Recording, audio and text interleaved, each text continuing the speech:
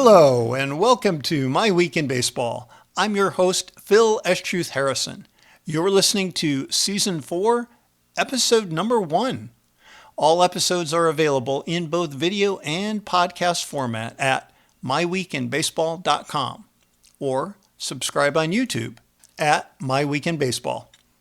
As always, a couple of acknowledgments. First to Rose Petal Studios for the artwork and logos created for this show. To view more, visit rosepetalstudios.com. And second, thanks to Ari S-Truth in Nashville for our intro music. Well, today we've got the first episode of a brand new season. And on the agenda for you today, Robo Umps coming to a strike zone near you, the curious case of Gleyber Torres, and a bit of a brain teaser when it comes to intentional walks. Of course, we'll also have a timely Blimerick, our baseball limerick, along the way. So let's get right to it. Today we're going to start off with a trivia question. Intentional walks are, of course, something you know about. They're typically given to top hitting threats. Think somebody like Aaron Judge, for example. And sometimes they happen in key situations, of course.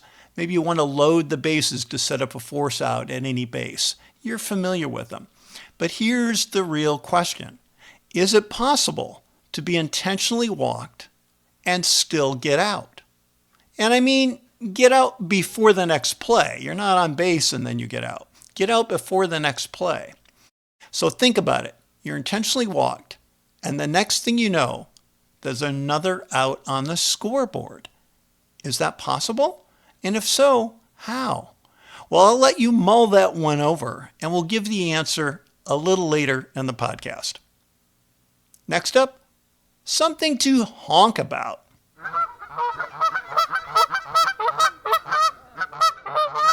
Today's honk about topic are automated balls and strikes. And you may have heard a bit about this, but coming to spring training this year, 2025, and something that could reach the major leagues as soon as 2026, because now, through recent bargaining agreements with the umpires and the players, Major League Baseball has a majority of seats on the board that makes decisions about rule changes. So they could effectively make the rule change going into 26. Anyhow, in spring training, it's known as automated balls and strikes, or ABS. I might refer to it as Robo Umps. But here's the way it has been working, or the way they're expecting it to work. So during spring training this year, you'd have 2 challenges per game. Now in the minors, this has been tried. They've tried it both with 2 challenges, and they've also tried it with 3 challenges. So my first question was, does it shorten the game? Because we've heard so much over the recent years about how the game needs to be shorter, the pace needs to be quicker, and we've done things with the clock to make that happen. Well, so no, it doesn't actually make the game shorter. It makes it ever so slightly longer. On average, having the challenge system in place adds about 17 seconds to a game. So trivial, perhaps, but there was one game in the minor leagues that had more than a dozen challenges. Why? Because players kept getting it right. So the idea with the challenge is, if you're wrong, you lose it. And at least in spring training, you'd only have 2 per game. But if you're right, you keep the challenge, you can keep on challenging. So if you never get it wrong, you could theoretically challenge throughout the entire game. Now, there are a number of things about this that I find interesting, curious, not necessarily things I always agree with. But one of the things that I wanted to mention is that during spring training, they're going to send a team of people around. Wouldn't this be an interesting project to be on? Go to every team and measure the height of every single player and record that, because the balls and strikes, of course, vary. At least the upper and lower end of the strike zone are going to vary based on your height. And that makes sense, of course, right? If you're a taller player, then you would expect that the upper end of the strike zone would be a bit higher, shorter player, lower end of the strike zone to be a bit lower, that type of thing. But one thing that's not mentioned in the reading I've done on this is anything about the stance, the batter's stance. They talk about measuring the height. Well, to me, in my head at least, it makes more sense to say, show me your typical batting stance. And if you need to double check it, you can look at video. There's all kinds of video, even on minor league players, that you could look at what's their typical batting stance. What's your batting stance? I think the height should be measured on that, because when I think about this, they say they want to measure height partially to avoid a person gaming the system. The system will have to automatically adjust, which is a little crazy. So they're going to have to like feed a lineup in. And then, I don't know, the umpire, somebody will have to adjust for pinch hitters and that type of thing to know who's up. So then the ABS, the ball strike system, can auto adjust. But what if you're Rickey Henderson? Now, he's an extreme example, but he had that famous crouch where he would get down on his knees and he would make his strike zone quite small. And that is part of the reason he had such an amazing on-base percentage and he had so many opportunities to steal bases. So a great player, a Hall of Famer. Would you really want to make an automated ball and strike system that went by his height rather than by his batting stance? That would have been a big change, at least for that particular player. So I haven't heard any more about that, but I am curious how that will work, because it doesn't seem, if it really is your height, like how tall you are, maybe it's not. Maybe they mean the height of the stance, but the word stance I have not seen in the articles on this.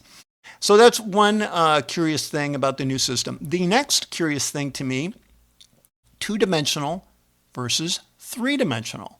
So up to this point, everything you see, and if you are used to watching games and looking at views that show the ball strike zone, you'll see it as a rectangle or a square rectangle shape. But it's always shown in two dimensions. And I think I may have mentioned this in a podcast last season. The curious thing for me is, where exactly is that strike zone? Does that mean that the ball has to cross the plate at the very front edge of the zone? It can't, let's say you have a slider, or let's say you have something that's coming from, or maybe you are a submarine or sidearm pitcher. Let's say you have a pitch, though, that's coming more from the side of the plate rather than straight at you.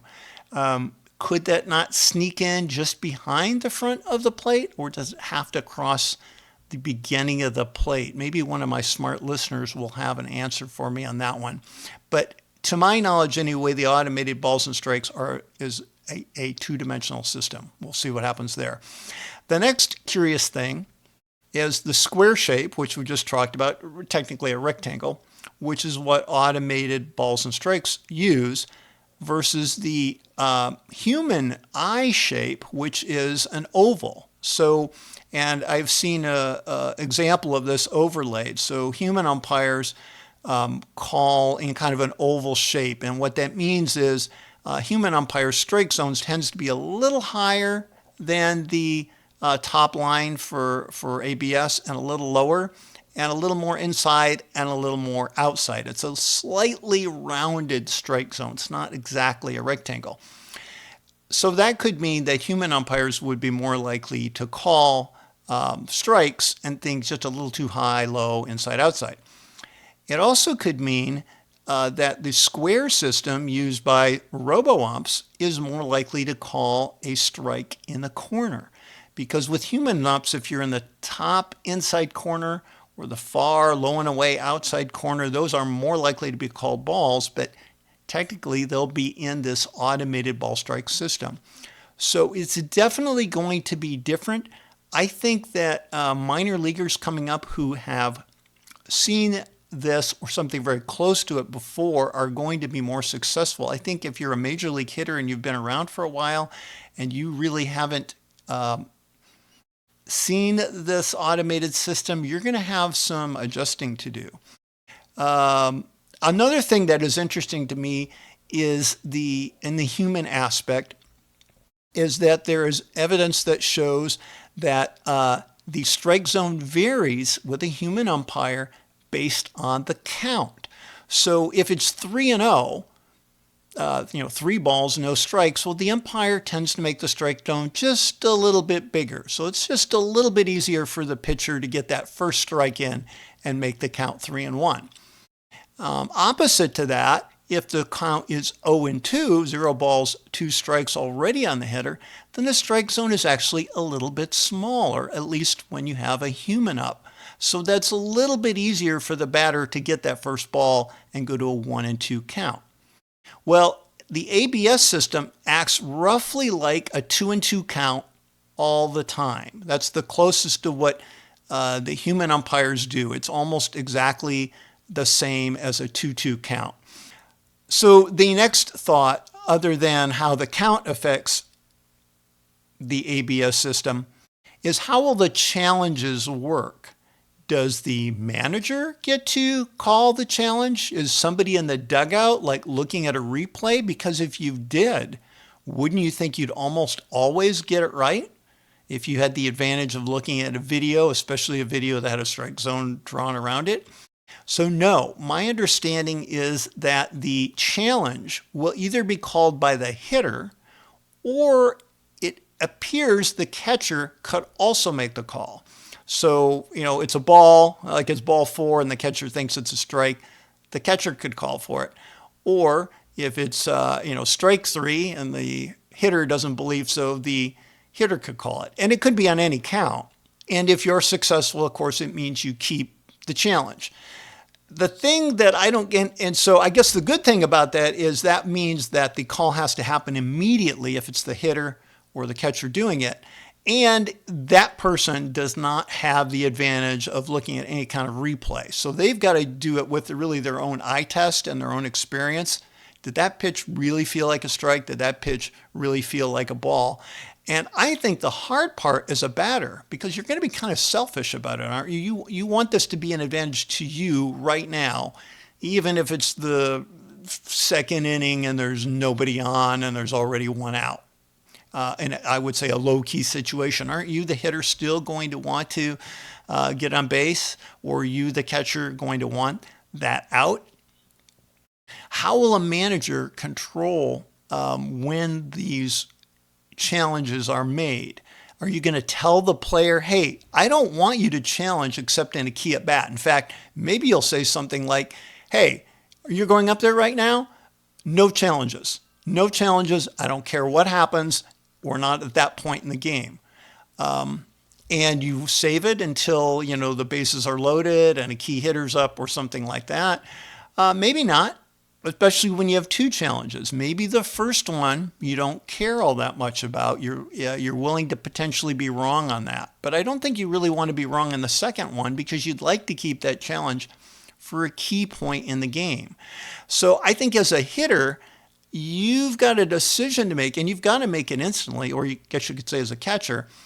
Not only does this call, if I challenge, not only does this affect me in my at-bat right now, it also affects my team if I get it wrong. So maybe it will simply be an incentive to say, well, I'm not going to be challenging too many of these. I'm going to challenge one that clearly seems wrong to me, that I feel like I have a very high likelihood of getting right. And it seems like that probably is what will happen. It'll sort of be self-policed. But if I'm a manager and somebody makes a challenge in a low pressure, low key situation during the game and they lose, I'm going to be mad. And maybe that's the thing. Maybe it's self-policed that way. The guy comes back to the dugout and the manager says, you know what, that was a horrible place to make a challenge. Don't you ever do that again. If you challenge, you better be right. So maybe it's going to be something like that. I guess we'll find out. I think another thing that occurs to me about this is gambling a factor.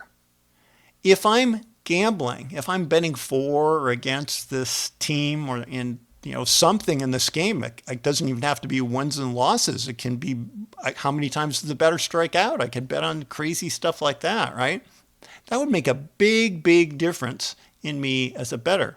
I would, as a gambler, I would want to make sure that not only is the game fair, but that all these calls are fair. So I think that could be in here. Probably not. I think people are more leaning toward who want to get the calls right. We have this ability to do it. But it would take out a factor of, I suppose, an umpire trying to throw a game, or I think that's very extreme. I think it's more likely just an umpire, say, missing the call. But if you were, say your bet was, I don't know, Spencer Torkelson strikes out 4 times today, and this ball or strike is the difference between him striking out and walking or him striking out and getting another pitch. Boy, that could really affect things. So I don't know. I don't know that that's a factor in these considerations, but it certainly would have an influence on how a person might bet. So my personal feeling is that I like the human factor in arguing over a bad call or a bad ball or strike and one that didn't go your team's way. It is frustrating when occasionally they're very egregious, and we had an example of that last season where there were balls that were clearly out of the strike zone and a hitter struck out several, not just one. So there are very occasional times when that's quite frustrating, but I like that human factor, honestly. And to me, this could be a topic for another episode. It really has nothing to do with baseball, but it's a little bit, to me, like arguing over who the best college football team is in this year. You saw a full 12-team college football playoff, and so, well, you don't get to argue anymore, who the best team was, right? So next up, our Blimerick. And today you could probably guess it is a tribute to balls and strikes. So here we go. Was the pitch a strike or a ball? Human umps will still make the call. Best get it right. Don't miss even slight. Or a robot reverses the call.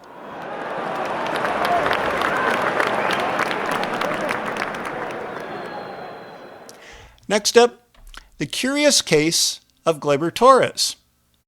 Why is it curious? Well, if you're a Tigers fan, and you'll know that I cover a lot of Tigers topics on this podcast, why is it curious? Gleyber Torres is a right-handed hitter that the Tigers signed in the offseason, a 1-year contract, $15 million, something pretty reasonable, really, for a player of this caliber.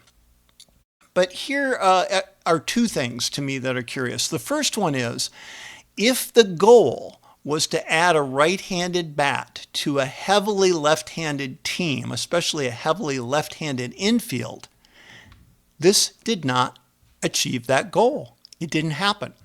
And if you wanted to improve your defense, Torres is certainly not the player who could help you. Because why?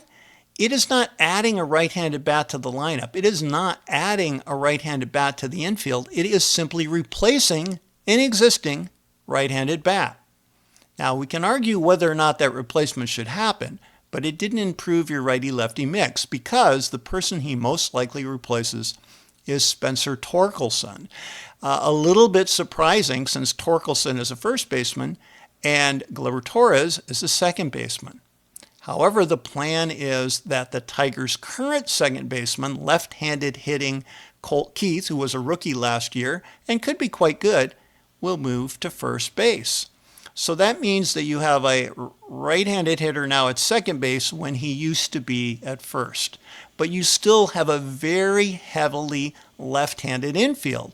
You have Trey Sweeney at short, presumably, I'll talk more about that later, and potentially Jace Young at third base. Those guys are all lefties, so Torres is the only right-handed hitter. At the end of last season, Torkelson was the only right-handed hitter. So that really doesn't change the typical lineup. Now, there are some things that can happen, and I will talk a little bit more about Torres versus Torkelson. So let's take a look at some of those stats to see what you think about if this trade, if you think switching these two guys out of the lineup is going to be the right thing to do. So if we look at Spencer Torkelson, his career has been underwhelming. A lot was expected of him. He was pretty good in the minors on the way up. He was terrific in college.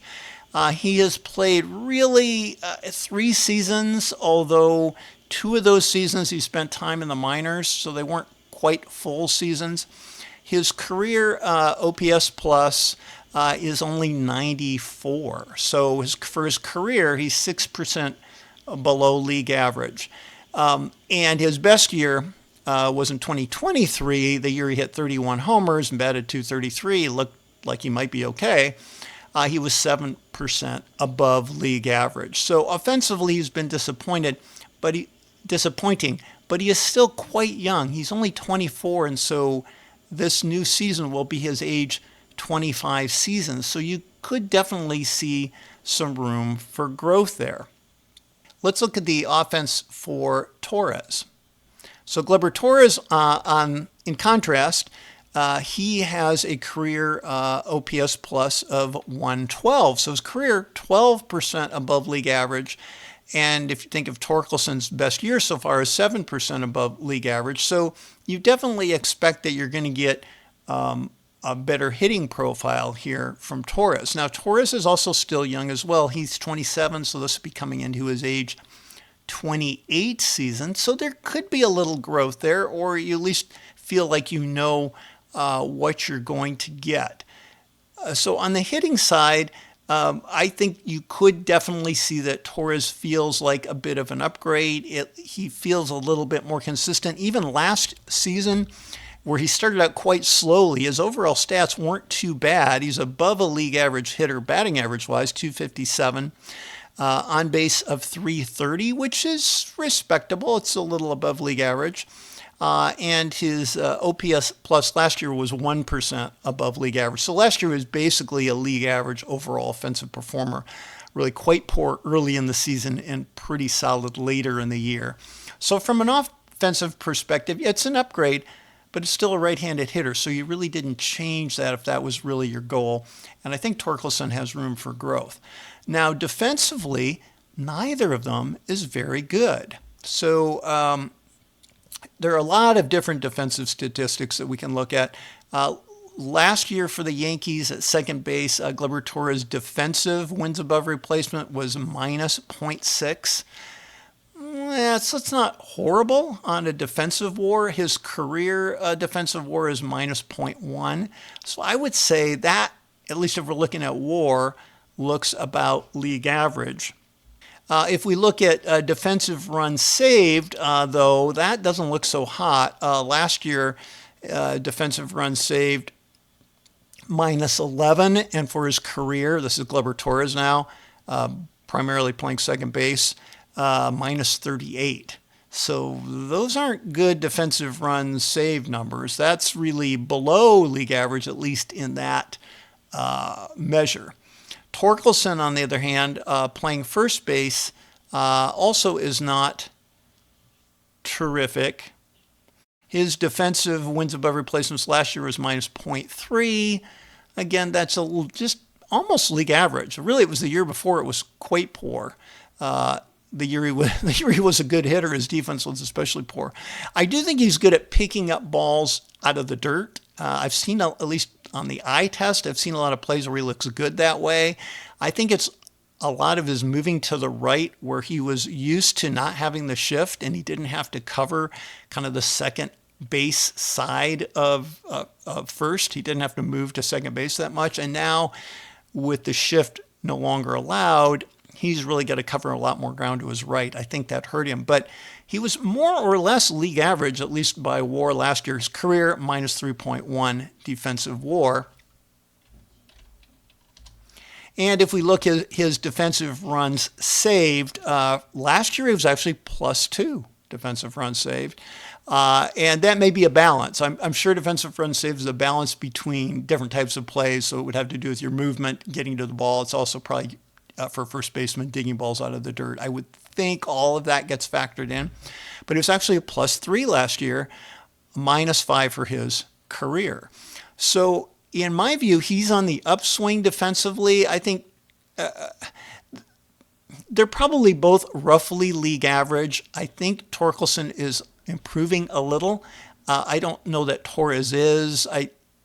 Torres is probably okay, but you're certainly, by moving guys around, I guess the thing would be, did you improve the defense? Well, if you felt like Colt Keith's defense would be better at first base, and maybe there is thinking that way. If Colt Keith is a better first baseman than he is a second baseman, then you could say you're improving the defense because maybe it was a wash at second base.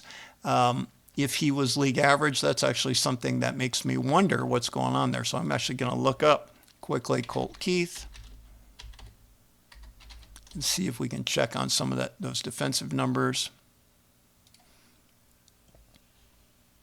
And we can look at offensive numbers as well. He was a rookie last year, Colt Keith, and his OPS plus was 96, so 4% below league average. Again, a guy, I believe, who had an upswing later in the year.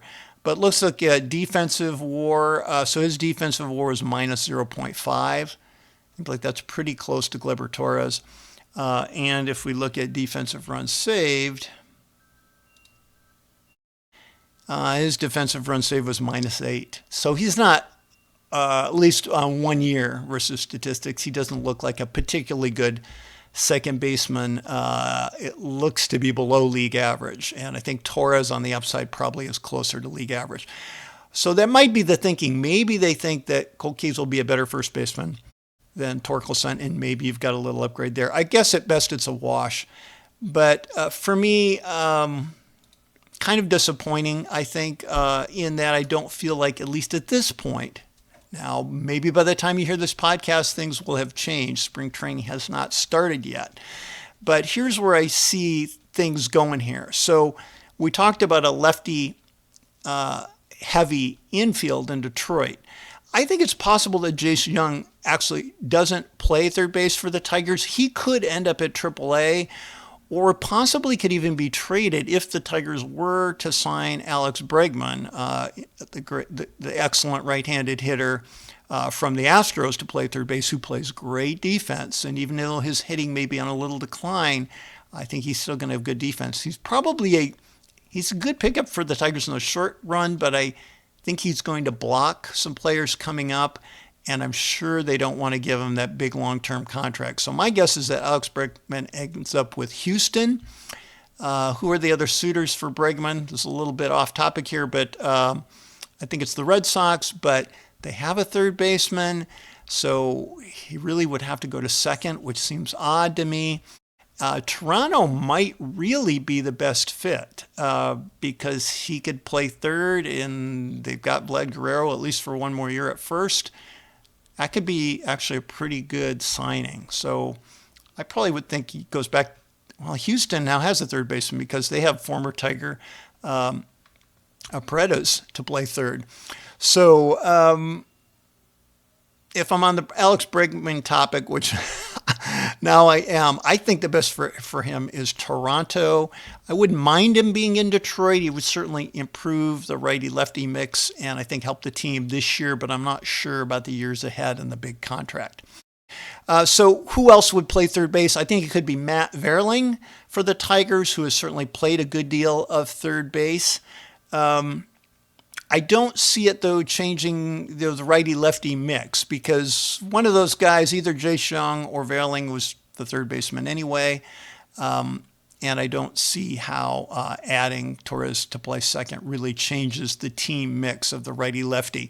I think the only way I see it is if you believe that Torkelson now becomes an extra right-handed hitter on the bench, and if he could be useful that way if he were to make the team. It's possible he doesn't even make the team.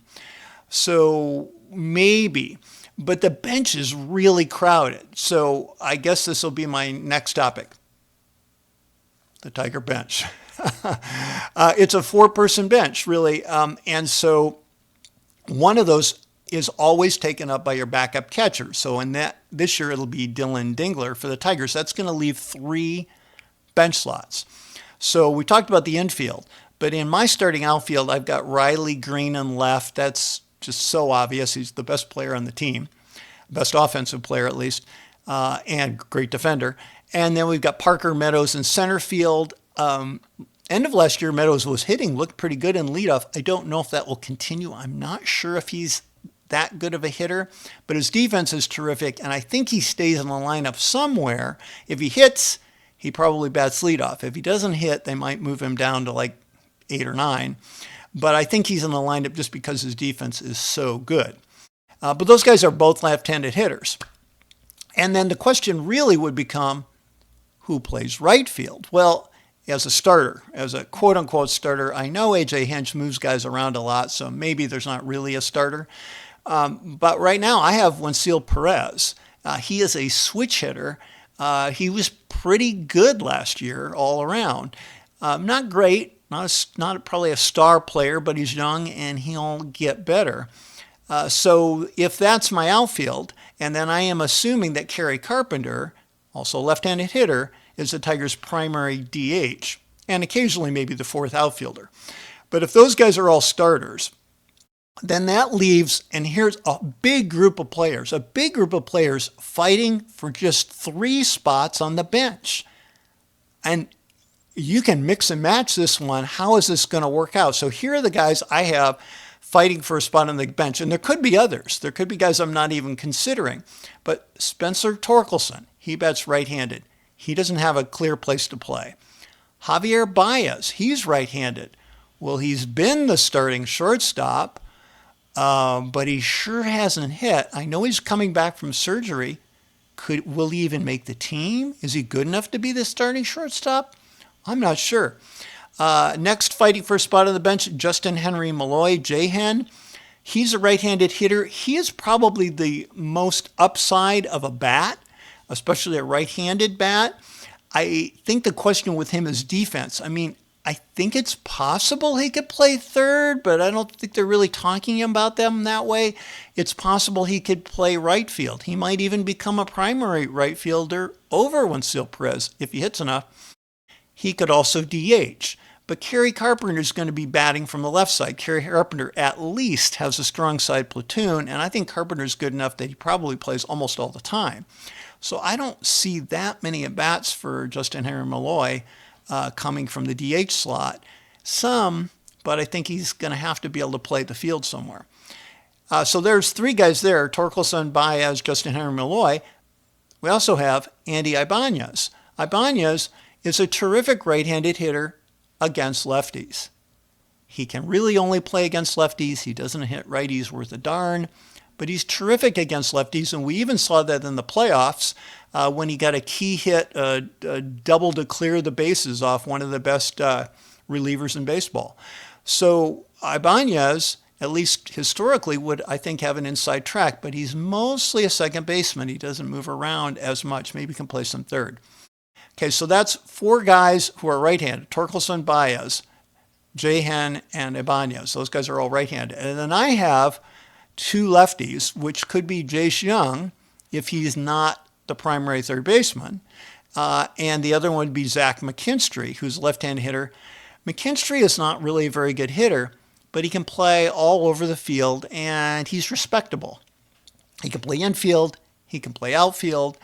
I think that really gives him a leg up on this group, and you've got to have, and I know Hinch is going to want, there's going to be at least 1 left-handed hitter on the bench.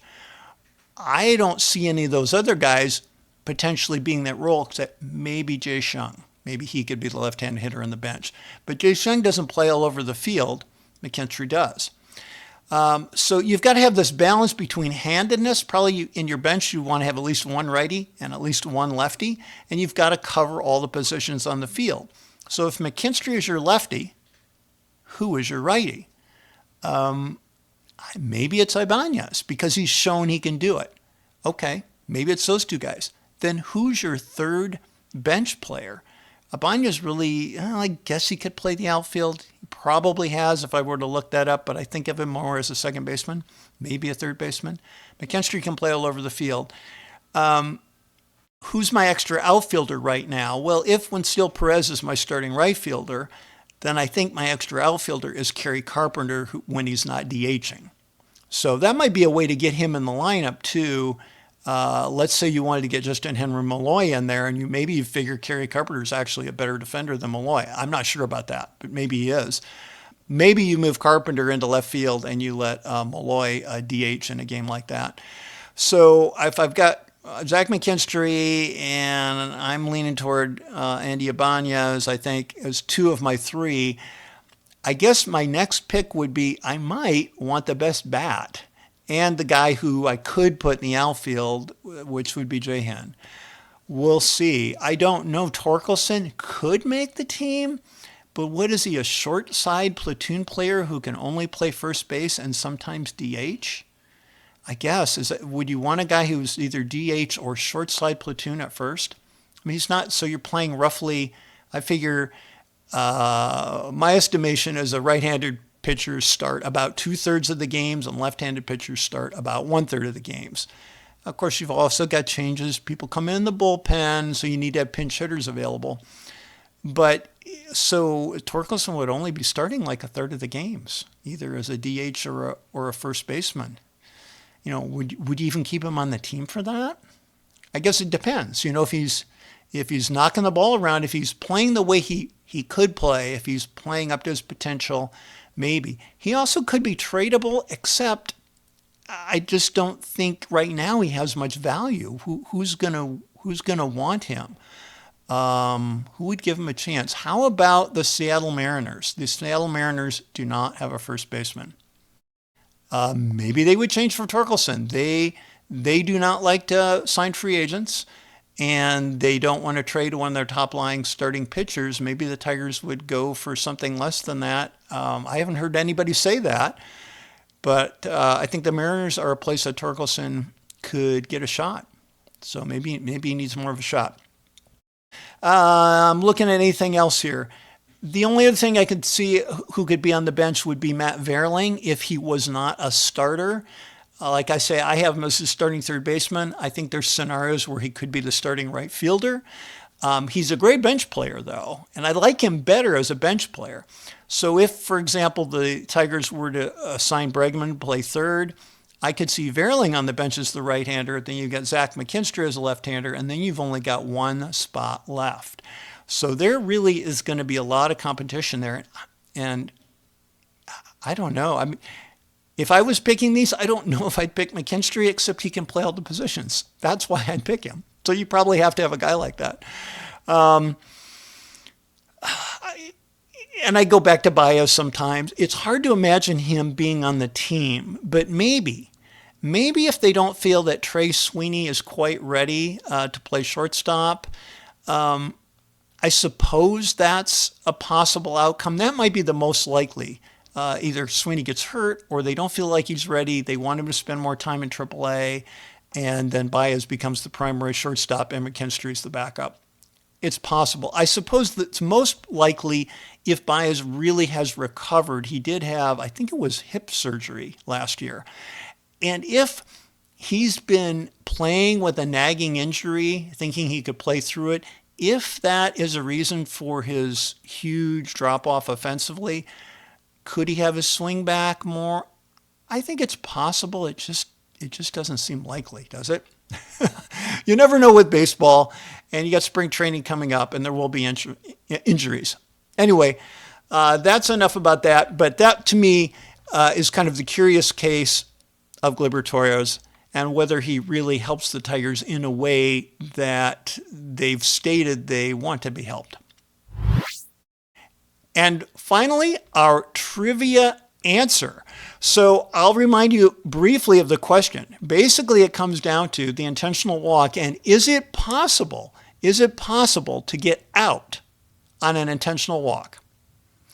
Well, you probably got the answer right, because why would I ask the question if the answer wasn't true? Yes, it's true. You can get out on an intentional walk. And how is that? If you don't get to first base. What, you say? What do you mean if you don't get to first base?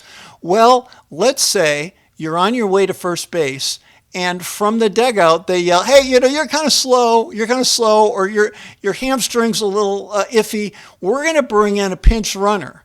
And you go, oh, great, because, I didn't really want to run anyway. Great. Pinch runner.